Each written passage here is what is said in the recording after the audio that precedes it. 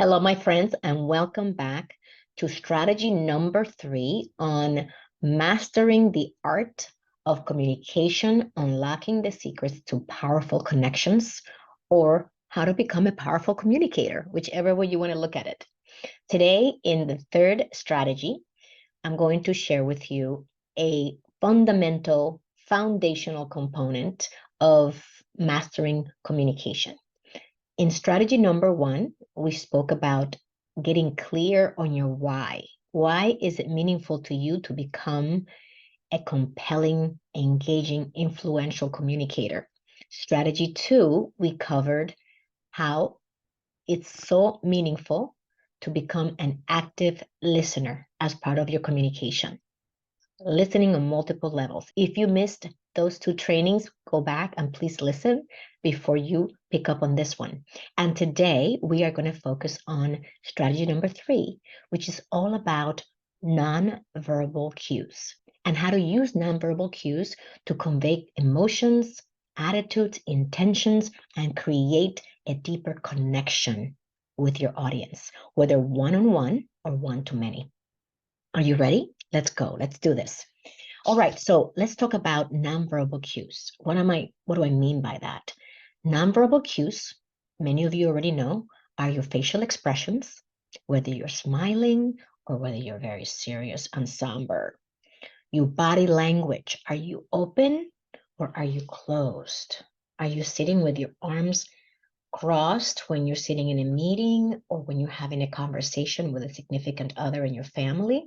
Or are you more open and receptive and this looks flexible? The other one is the gestures that you use when you speak. I am a Latina, and when I was growing up, we used our hands all the time, to the point that when I got to the corporate world, I had to learn what to do with my hands because my hands were all over the place. And so now when I speak, I use my hands in a way that conveys my message and my gestures are not distracting from my message, especially if I am on a virtual call or if I'm live on a stage or if I'm presenting in front of a group.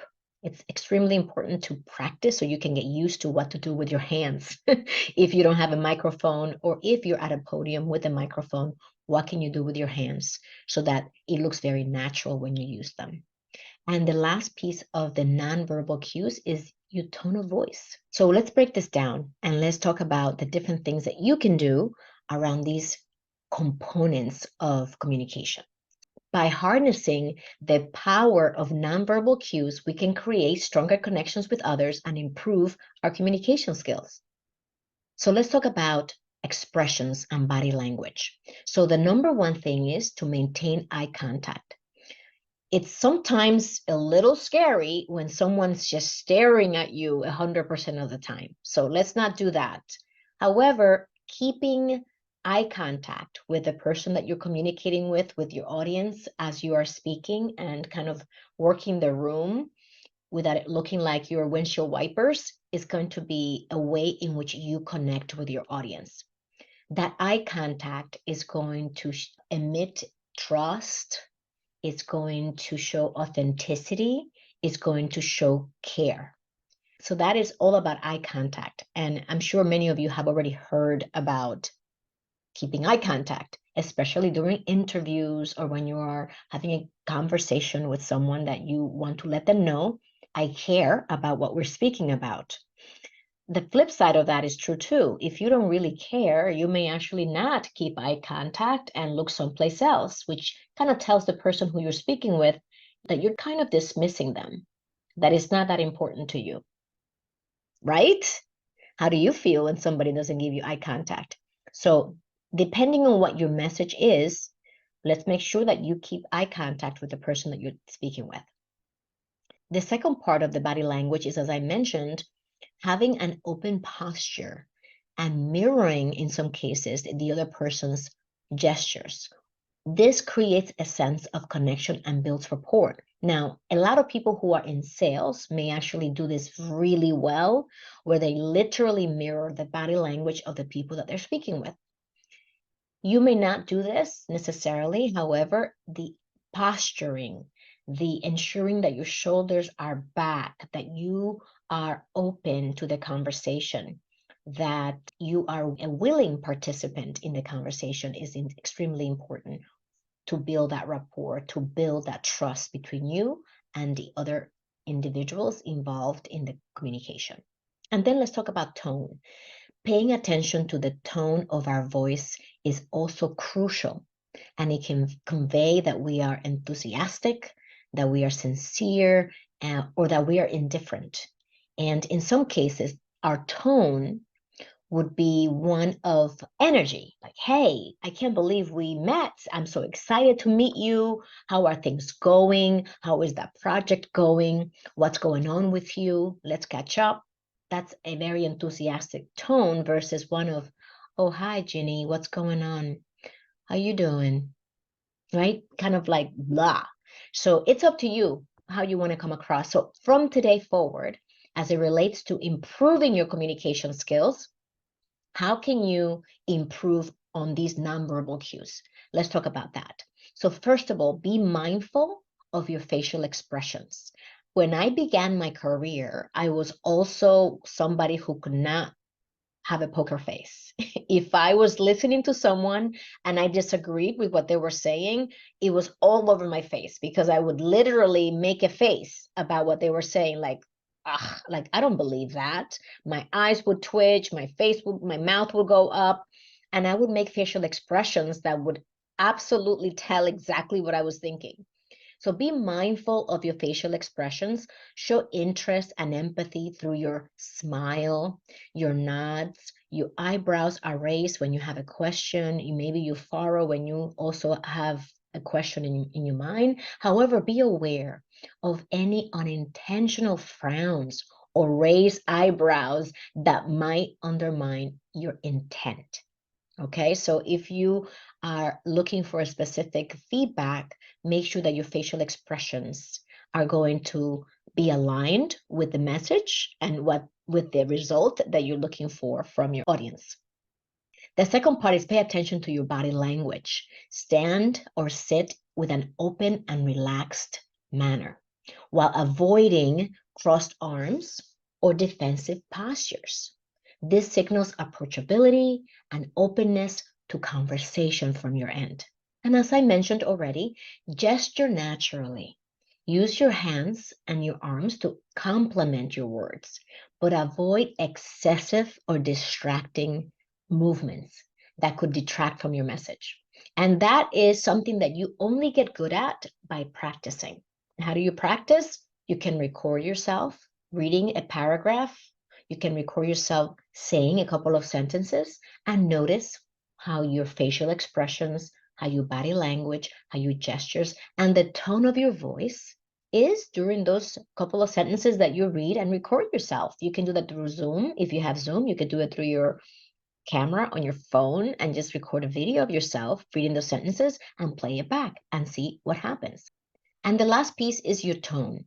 As you're practicing these two sentences, use your tone of voice in a way that helps you convey your feelings at that moment. Also, notice based on what you're reading, whether you are changing your tone of voice or are you staying flat the entire time so that there is no variety in your tone of voice. When we use different tones, it creates more interest in our speech. And it doesn't come naturally. Some of us may do it naturally, but for those of us who don't do that naturally, it will take practice. It will take you recording yourself, listening to yourself. And if this sounds like a lot of work, I can say this, it is worth every second that you spend focusing on these nonverbal cues. When I began my speaking practice in 2017, I remember practicing a speech by watching myself in the mirror while also recording myself with my iPad. And what I learned was gold simply from watching myself. I noticed my facial expressions. I was extremely serious when I spoke, almost too serious. My body language was open flexible, approachable, which was a positive. My gestures were not. My gestures were all over the place. I was using my hands way too much to the point where I was distracted from my message. And my tone of voice did not vary as much as I would have liked. And so what I noticed is that when I was telling a story about my childhood at the beginning of my presentation, if I slowed down and if I created more suspense around the words I was going to use to describe my emotions during those years or that experience that I was sharing with them, that I became a more effective speaker in that moment. And after watching my videos and practicing what I was noticing, I became much more confident in my ability to deliver that particular speech. And so, my friends, these nonverbal cues are very powerful. And if you don't already use them in an effective way, don't fret. There is lots of hope. And all that you need is to practice either in front of a mirror, like I did when I was beginning. You can practice in front of a trusted group of friends or family members who can listen to you and give you constructive feedback. And as you do this practicing, you can also do it in a more formal way in a club like Toastmasters, which is also one of the trainings that I went through when I was working full time. I went through the Toastmasters program in my company, and I deliver speeches in front of other people who were there to learn how to give speeches. So you felt supported, you felt that it was a safe community, and I was able to get better and improve by practicing real time. Any of those methods will deliver for you, and don't give up. Don't give up no matter what you see. If you notice that, oh my God, Ginny, I was all over the place, I was a disaster, give yourself grace. Know that we're all on a spectrum of becoming powerful communicators, whether you're at the beginning, the middle, or the end. And as I said earlier, no matter where you are in the spectrum, there's always a new level. And if you are a great communicator now, think about how can I improve my communication and take it to a whole new level. There are always resources to support you in doing that. It's just a matter of looking for those resources. So I'm going to stop there for strategy number 3. And the next training is going to be exciting because we're getting into the crux of mastering the art of communication, unlocking the secrets to powerful connections by focusing on one of the most important parts of this training. So don't miss out and get the next installment of this mini series on becoming a powerful communicator. I can't wait. In the meantime, connect with me at executivebound.com/events. Find out what we're up to. If you're listening to this before November, catch our upcoming free training for women, the Fearless Leadership Masterclass.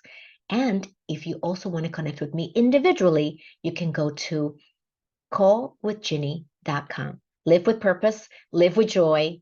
I can't wait for the next training.